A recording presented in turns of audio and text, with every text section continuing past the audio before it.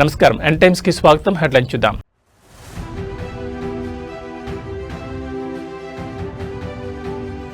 కార్యకర్తల పేదవాడి గోడు. తెలుగుదేశం ఆవిర్భావ దినోత్సవ శుభాకాంక్షలు తెలిపిన అధినేత.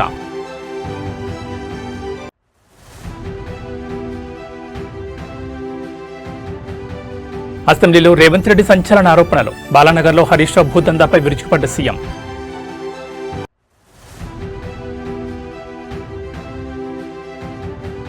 బీఆర్ఎస్ ప్రభుత్వం హయాం భూకుంభకోణం జరిగింది.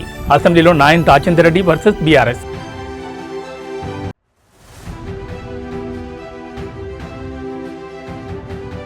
అసెంబ్లీలో రాఘవసేగ పొంగులెట్టి రాజీనామాకు బీఆర్ఎస్ పట్టు. ఇక డీటెయిల్స్ చూస్తే ఈరోజు తెలుగుదేశం పార్టీ 44వ ఆవిర్భావ దినోత్సవం. ఈ సందర్భంగా పార్టీ అధినేత సీఎం చంద్రబాబు నాయుడు పార్టీ కార్యకర్తలకు, తెలుగు ప్రజలకు హృదయపూర్వక శుభాకాంక్షలు తెలిపారు. ఈ సందర్భంగా ఎక్స్ వేదికగా స్పందించిన ఆయన ఆసక్తికరమైన ట్వీట్ చేశారు.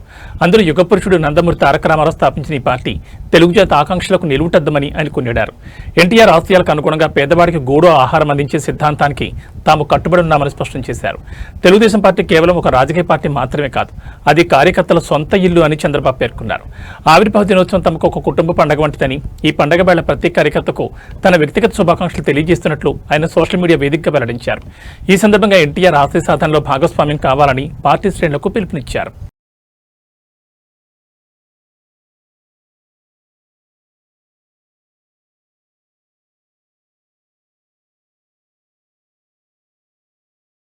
మహబూబ్ నగర్ జిల్లా బాలానగర్ మండలంలో మాజీ మంత్రి హరీష్ రావు తన కుటుంబ సభ్యులతో కలిసి 100 ఎకరాల భూమిని అక్రమంగా దక్కించుకున్నారని ముఖ్యమంత్రి రేవంత్ రెడ్డి అసెంబ్లీలో ఆరోపించారు.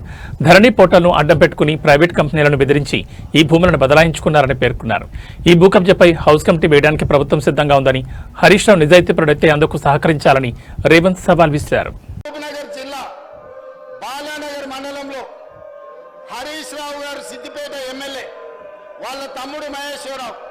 వాళ్ళ మామ హనుమంతరావు గారు, వాళ్ళ బావమరిది సుమన్ రావు గారు ఒక ప్రైవేట్ కంపెనీని బెదిరించి 100 ఎకరాల భూమిని ధరణి నాటం పెట్టుకొని బదలాయించుకున్నారు.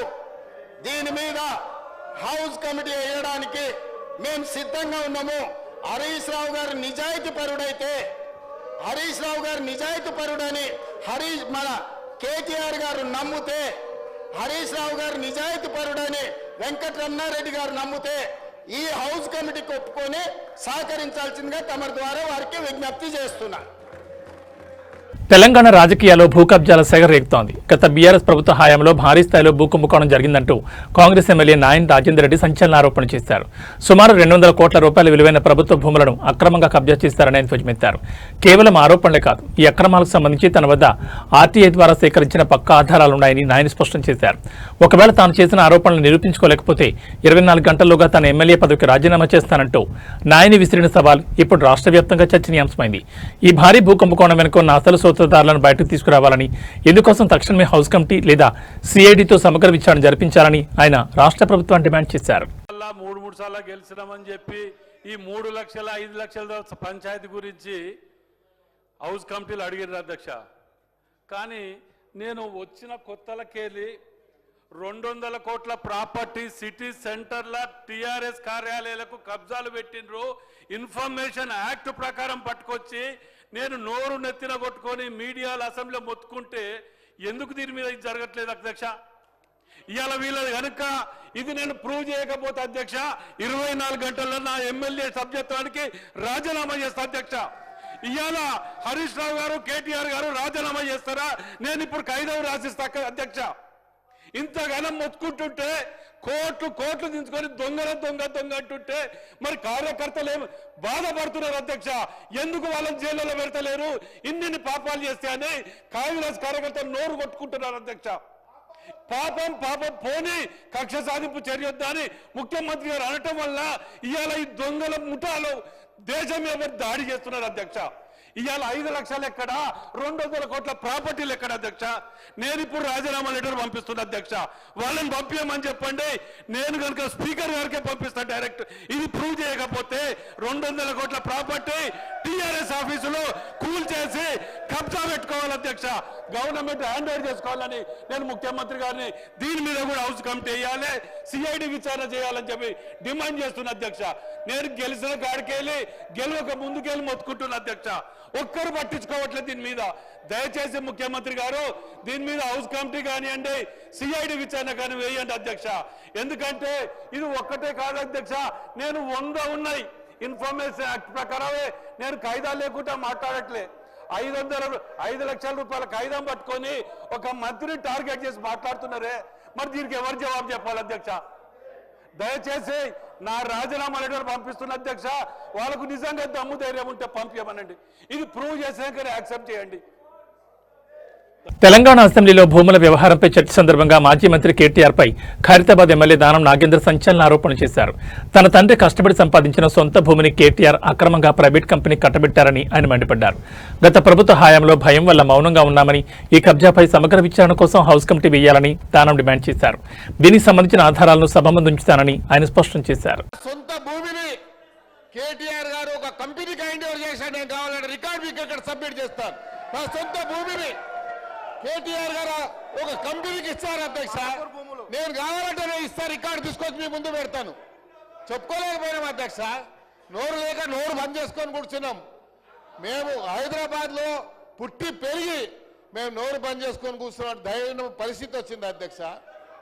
మేము ఎవరు చెప్పుకోవాలి మా బాధలు? ఏంటి మీరు హౌస్ కమిటీ? ఇది అందరి సభ్యుల డిమాండ్ అధ్యక్ష. మీరు డిమాండ్ మేము కూడా డిమాండ్ చేస్తున్నాం. చీఫ్ మినిస్టర్ గారు దాని మీద మేము కూడా డిమాండ్ చేస్తున్నాం. ఏంటి మీరు హౌస్ కమిటీ? మేము ఎంత నష్టమైనా మాకు తెలుసు అధ్యక్ష. మా కుటుంబ సభ్యులది ప్రాపర్టీ, హార్డ్ ఎర్నింగ్ మనీ, మా ఫాదర్ కష్టపడి సంపాదించిన ప్రాపర్టీ పోయింది మాది. పాలకుర్తి ఎమ్మెల్యే ఎస్ఎస్ని రెడ్డి అసెంబ్లీలో బీఆర్ఎస్ సభ్యుల ప్రవర్తనపై తీవ్ర అసహనం వ్యక్తం చేశారు. సభలో కొత్త సభ్యులకు ఎలాంటి సంస్కృతిని నేర్పిస్తున్నారని ఆయన ప్రశ్నించారు. బీఆర్ఎస్ సభ్యుల అనుచిత ప్రవర్తన వల్ల సభా సమయం వృధా అవుతోందని మండిపడ్డారు. తండ్రి సమానులైన సీనియర్ నేత కడియం శ్రీహరిని అవమానించిన పాడి కౌశిక్ రెడ్డిని వెంటనే సస్పెండ్ చేయాలని డిమాండ్ చేశారు. సభను నిబంధనల ప్రకారం ఆర్డర్లు పెట్టాలని ఆమె స్పీకర్కు విజ్ఞప్తి చేశారు.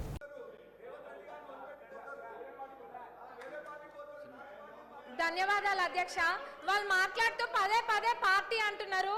మనము అంటే పార్టీతో సంబంధం లేదు అధ్యక్ష. ఇప్పుడు మర్యాద అనేది, సంస్కారం అనేది మనం పెద్దలకు ఎప్పుడైనా ఇస్తా ఉన్నామో అదే చిన్నప్పటి నుంచి కూడా నేర్చుకుంటున్నాము. మరి ఏం నేర్పియాలనుకుంటున్నారో మాకు అర్థం కావట్లేదు. అంటే పార్టీతో సంబంధం లేదు. ఇప్పుడు ఒక తండ్రి లాంటి వాళ్ళు కడియం శ్రీహరి గారు మా అందరికీ కూడా ఒక తండ్రి లాంటి వాళ్ళు, వయసులో పెద్దవాళ్ళు, ఎప్పటి నుంచో కూడా శాసనసభ్యులుగా ఉన్నారు. అట్లాంటి వారికి మర్యాద ఇవ్వకుండా ఎట్లా పడితే అట్లా మాట్లాడి నిన్నటి నుంచి చూస్తున్నాము. అది డిమాండ్ల మీద మాట్లాడుతుంటే, చర్చ జరుగుతుంటే, కొత్తగా సబ్జెక్ట్ ఏమైనా నేర్చుకుందామని ఇంట్రెస్టింగ్గా విందాం అనుకుంటే నూతన సభ్యులం ఎంతో మంది ఉన్నాం. సభా సమయాన్ని కూడా వృధా చేస్తున్నారు. ఎంక్వైరీ అన్నారు, పర్సనల్గా టార్గెట్ చేసి మంత్రి గారిని మాట్లాడుతున్నారు. వాళ్ళకి ఏదైనా వేరే అజెండా ఉంటే బయట చూసుకోవాలి. మరి ఇప్పుడు సభలో మేము నేర్చుకోవాల్సింది రాజకీయ పార్టీల గురించి చేయాలా, లేకపోతే ప్రజలకు కావాల్సిన సమస్యల గురించి మాట్లాడాలా? మరి ఇప్పుడు నూతన సభ్యులకి వీళ్ళు నేర్పించే సాంప్రదాయం ఇదేనా? దీన్నే క్యారీ ఫార్వర్డ్ చేయాలా? ఎంక్వైరీ చేస్తా అని మా ముఖ్యమంత్రి గారు నిన్ననే చెప్పిండ్రు.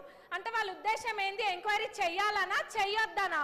అంటే మేము చెయ్యరేమో అని అనుకొని అంటే వీళ్ళు చేస్తున్నారు కడుపు మంటనా? వాళ్ళకి ఏం అర్థం కావట్లేదు అధ్యక్ష. మరి వాళ్ళకి ఉద్దేశం ఏందన్నది అందరికి ప్రజలు అందరు చూస్తుండ్రు, అందరికి కూడా అర్థమవుతుంది. గత 10 సంవత్సరాలలో ఏమేమైతే జరిగినాయో వాటిపైన కూడా ఎంక్వైరీ చేయాలి. ఎందుకంటే ప్రజల సొమ్మును లూటీ చేసింది ఎవరు అన్నది అందరికి తెలియాలి. ప్రజలందరూ కూడా కోరుకుంటున్నారు. మరి దౌర్జన్య పాలన వాళ్ళదైతే ప్రజాపాలన ఈ ప్రభుత్వం చేస్తుంది. అంత ఫెయిర్గా నిన్న మా ముఖ్యమంత్రి గారు చెప్పిండ్రు ఎంక్వైరీ చేస్తాని. మరి ఎందుకు ఇట్లా సమయం వృధా చేస్తుండ్రు? అంటే ఎవరి గురించి చర్చలు జరగద్దా? వాళ్ళ పార్టీ గురించి ఒక్కదాని గురించి చర్చ జరగాల? వాళ్ళు గెలవలేదన్న ఫ్రస్ట్రేషన్లో వాళ్ళు ఉంటే ఇంకా వేరే ఎవరు ఏం మాట్లాడద్దా, బీజేపీ వాళ్ళు మాట్లాడద్దా, ఎంఐఎం వాళ్ళు మాట్లాడద్దా, సిపిఐ వాళ్ళు మాట్లాడద్దా? మేము అసలు విని ఏమైనా మాట్లాడదాం అనుకుంటే కొద్ది గొప్ప ఇంత కొంత నేర్చుకుంటే ఆ ఉన్నదంతా కూడా ఎగరగొట్టేటట్టు ఉన్నారు వాళ్ళు. నూతన సభ్యులకైతే మొత్తం ఇది ఉంది. మరి వీళ్ళు ఇట్లా సభా సమయాన్ని వృధా చేయడం అస్సలు బాలేదు అధ్యక్ష. మరి ఎంక్వైరీ చేస్తాన్నాక ఇది చేయడము చిన్నపిల్లల ఆట లెక్క ఉంది. ఇదంతా కూడా ప్రజలు గమనిస్తున్నారు. ధన్యవాదాలు అధ్యక్ష. మీరు సభను ఆర్డర్లో పెట్టండి. ఇవాళ ఉదయం తెలంగాణ అసెంబ్లీ ప్రారంభంగా కొద్దిసేపటికే సభలో గందరగోళం నెలకొంది. రాఘవన్ కన్స్ట్రక్షన్స్ వ్యవహారంపై హౌస్ కమిటీ వేసి విచారణ చేయించాలని బీఆర్ఎస్ నేతలు డిమాండ్ చేశారు. ఇందులో భాగమైన మంత్రి పొంగులేటి శ్రీనివాస్ను బర్తరఫ్ చేయాలని డిమాండ్ చేశారు. బీఆర్ఎస్ నేతల నినాదాల మధ్య సభలో మంత్రులు 2 బిల్లులను ప్రవేశపెట్టగా వాటిలో న్యాయవాదుల రక్షణ బిల్లుకు ఆమోదం తెలిపారు. అనంతరం బీఆర్ఎస్ నేతలు స్పీకర్ పోడియం వద్దకు వెళ్లేందుకు ప్రయత్నించగా హరీష్ రావు ఇతర సభ్యులను మార్షల్స్ అడ్డుకున్నారు. వారిని నిరసనల మధ్య పంచాయతీరాజ్ చట్ట సవరణ బిల్లుకు కూడా అసెంబ్లీ ఆమోదం తెలిపింది. ప్రభుత్వం ప్రవేశపెట్టిన బిల్లులపై ఎలాంటి చర్చ లేకుండా ఆమోదించడంపై బీఆర్ఎస్ నేతలు ఫైర్ అయ్యారు. ప్రభుత్వ వ్యతిరేక నినాదాలు చేశారు. కాగా ఈ రాఘవన్ కన్స్ట్రక్షన్స్ విషయంలో సిఐడి విచారణకు ఆదేశించిన తర్వాత కమిటీ ఎందుకు వేయాలి అని స్పీకర్ గడ్డం ప్రసాద్ ప్రశ్నించారు. ఇక రాఘవ కన్స్ట్రక్షన్స్ వ్యవహారంపై హౌస్ కమిటీ వేయాలని డిమాండ్ చేస్తూ బీఆర్ఎస్ సభ్యులు గన్ పార్క్ వద్ద ఆందోళన చేపట్టేందుకు సిద్ధమయ్యారు. సభాసంఘం వేయాలి లేదా సిట్టింగ్ జడ్జితో విచారణ జరపాలని డిమాండ్ చేస్తున్నారు. గన్ పార్క్ వద్ద బీఆర్ఎస్ వర్కింగ్ ప్రెసిడెంట్ కేటీఆర్ మీడియాతో మాట్లాడుతూ రాఘవ కన్స్ట్రక్షన్ తప్పు చేయకపోతే విచారణకు భయమెందుకని ప్రశ్నించారు. మంత్రి పొంగులేటి అవినీతి సంపాదనలో సీఎం కూడా ఉందని అందుకే ఆ సంస్థపై ఎలాంటి చర్యలు తీసుకోవడం లేదని విమర్శించారు. మంత్రి పొంగులేటి శ్రీనివాస్ను బర్తరఫ్ చేయాలని గవర్నర్ను కలిసి విన్నవిస్తామని తెలిపారు.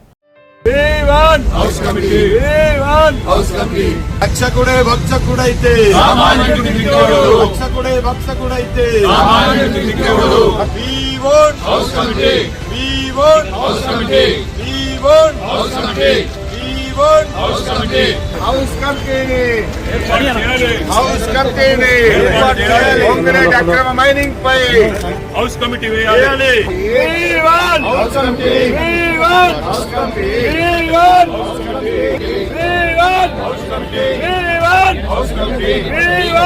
మంత్రిని వెంటనే బర్తరఫ్ చేయాలి.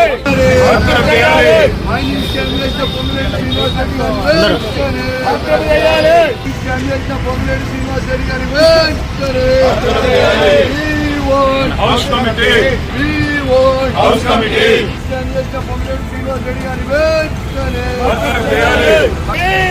House committee house committee house committee house committee సామాన్యుడికి దిక్కెవరు? సామాన్యుడికి దిక్కెవరు? సామాన్యుడికి దిక్కెవరు? సామాన్యుడికి దిక్కెవరు? సామాన్యుడికి దిక్కెవరు? సామాన్యుడికి దిక్కెవరు? సామాన్యుడికి దిక్కెవరు? సామాన్యుడికి దిక్కెవరు?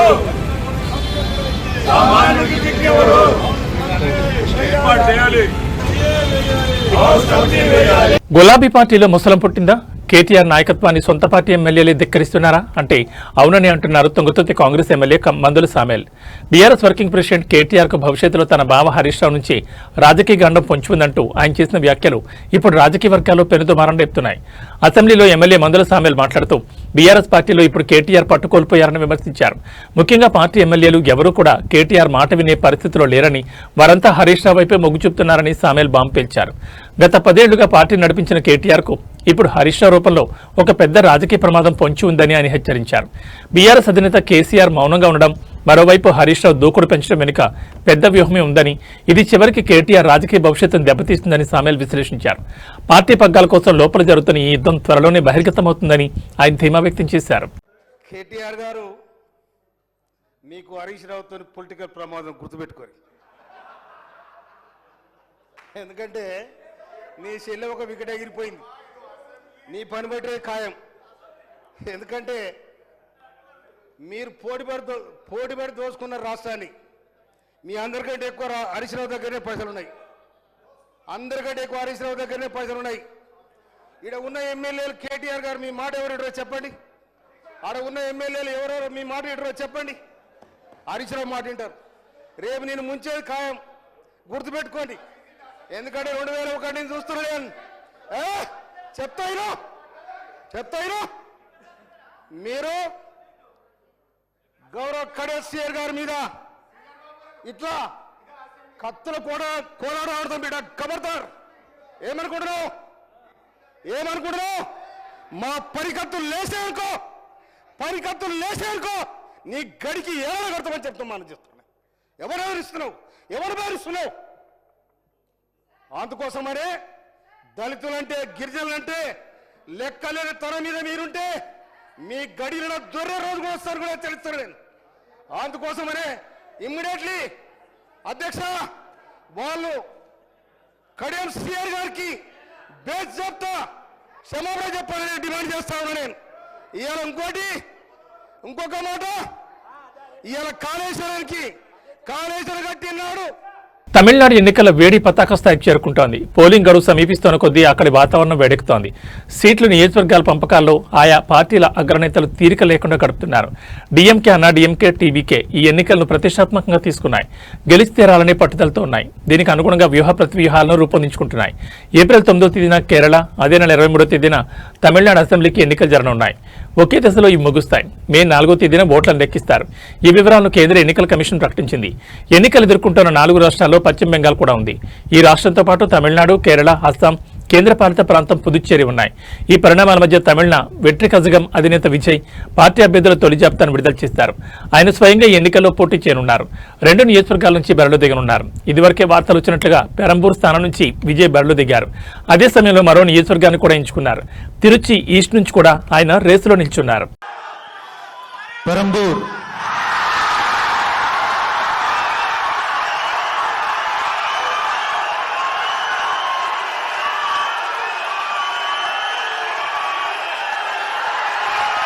సి జోసెఫ్ విజయ్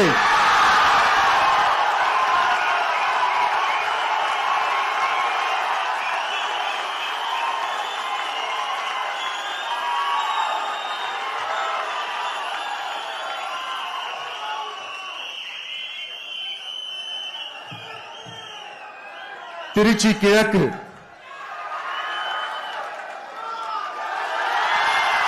సి జోసెఫ్ విజయ్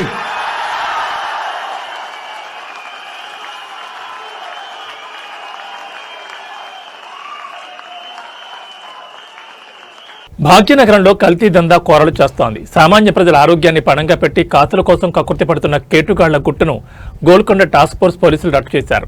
తాజాగా గోషమహల్ పరిధిలో జరిగిన దాడుల్లో విస్తుపోయే నిజాలు వెలుగులోకి వచ్చాయి. నిబంధనలకు పాతర వేస్తూ కనీస పరిశుభ్రత పాటించకుండా మాంసం విక్రయాలు సాగిస్తున్న ఒక దుకాణంపై పోలీసులు మెరుపుదాడులు నిర్వహించారు. ఈ సోదాల్లో పాడైపోయిన కొళ్లు వాసన వస్తున్న మటన్ను విక్రయిస్తున్నట్లు గుర్తించారు. మరీ ముఖ్యంగా ఉత్తరప్రదేశ్ రాష్ట్రం నుంచి మేకలు, గొర్రెల తలలు, కాళ్లను భారీగా దిగుమతి చేసుకుని వాటిని ఏమాత్రం శుభ్రత లేని ప్రదేశాల్లో నిల్వ ఉంచుతున్నట్లు పోలీసులు నిర్ధారించారు. నిందితుడు ఎటువంటి అనుమతులు లేకుండా నిబంధనలను బేఖాతరు చేస్తూ ఈ దందాను కొనసాగిస్తున్నాడు. ఈ కుళ్లిన మాంసం హోటళ్లకు వెళుతోందా లేక నేరుగా ప్రజలకు విక్రయిస్తున్నారా అనే కోణంలో పోలీసులు విచారణ వేగవంతం చేశారు. ప్రస్తుతానికి నిర్వాహకులను అదుపులోకి తీసుకున్న పోలీసులు స్వాధీనం చేసుకున్న మాంసాన్ని పరీక్షల నిమిత్తం ల్యాబ్కు పంపించారు.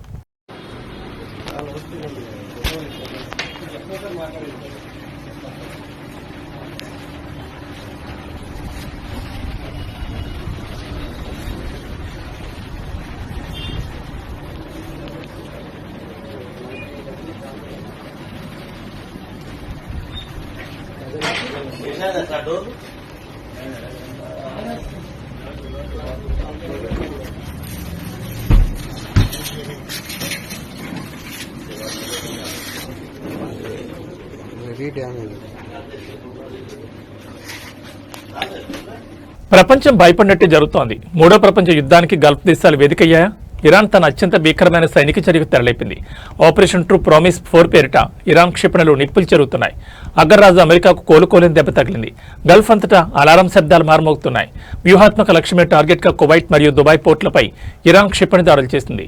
కేవలం క్షిపణులే కాదు, దుబాయ్లోని అమెరికా డ్రోన్ యూనిట్లపై ఇరాన్ ఆత్మాహుతి డ్రోన్లతో విరుచుకుపడింది. ఈ దాడుల్లో అమెరికాకు చెందిన డ్రోన్ కంట్రోల్ సెంటర్లు పూర్తిగా ధ్వంసమయ్యాయి. సమాచారం ప్రకారం ఈ ఆపరేషన్లో పలువురు అమెరికా సైనికులు ప్రాణాలు కోల్పోయారు. అంతేకాదు, యుద్ధ చరిత్రలో మునిపెన్నడూ లేని విధంగా అమెరికా నౌకాదళానికి భారీ నష్టం వాటిల్లింది. ఇరాన్ ప్రయోగించిన అధునాతన క్రూయిజ్ క్షిపణుల దాటికి సముద్రంలో ఉన్న 3 అమెరికా యుద్ధ నౌకలు జలసమాధయ్యాయి. 3 భారీ నౌకలు సముద్రంలో మునిగిపోవడంతో అమెరికా రక్షణ శాఖ ఒక్కసారిగా షాకు గురైంది.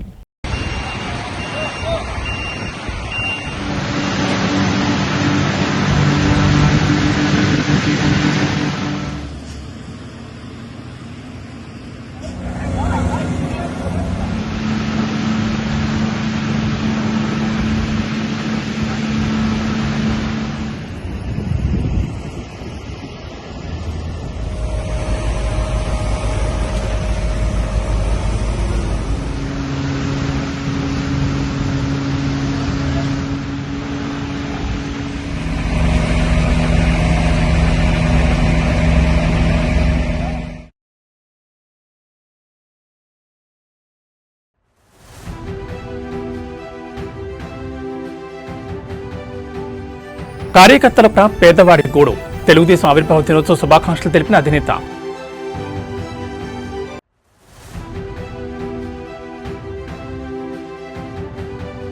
అసెంబ్లీలో రేవంత్ రెడ్డి సంచలన ఆరోపణలు. బాలానగర్లో హరీష్ రావు భూదందాపై విరుచుకుపడ్డ సీఎం.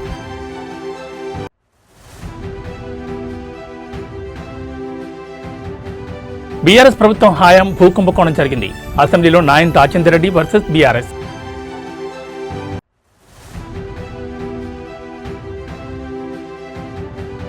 అసెంబ్లీలో రాఘవసేగ పొంగులేటి రాజీనామాకు బీఆర్ఎస్ పట్టు. ఏబీ బులెటిన్ విశేషాలు. మరో బులెటిన్లో మళ్ళీ కలుసుకుందాం. నమస్కారం.